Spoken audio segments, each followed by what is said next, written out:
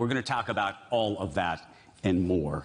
And in fact, what I want to do, if you'd indulge me, is actually start there with the Washington Post. And the reason I want to do that, because I think as we all saw the election play out and we saw the decision not to endorse a presidential candidate prior to that, it became, I think, a microcosm of so many different things in our society, that decision. It became a Rorschach test for people and their politics. It became a question about trust in the media, about influence, about business interests, and so many other things. And so I was hoping maybe just to sort of help us with this story, which we all read about. If you could just, in your own words, take us back to the 2 weeks before the election when that decision was made and what happened and what was going through your mind at that time.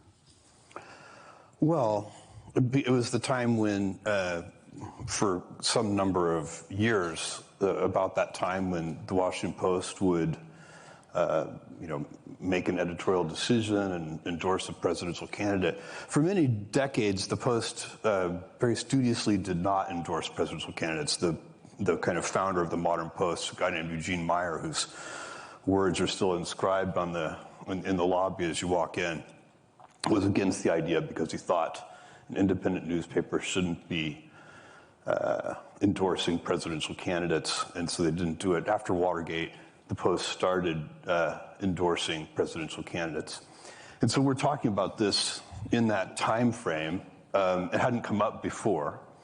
And, we just decided that, it wasn't going to help first of all, it wasn't going to influence the election either way. We didn't believe, there's no evidence that newspaper endorsements influence elections. No independent voter in Pennsylvania at that time was going to say, oh, is that what the Washington Post thinks? Well, then I'll do that. So that wasn't going to happen. And at the same time, we're struggling with the issue that all traditional media is struggling with, which is a very difficult and significant loss of trust. And, the trust surveys have been done for many decades now, and the media has been going down in those surveys for decades. They've always been able to hang on to the one, small positive, that they're always above Congress.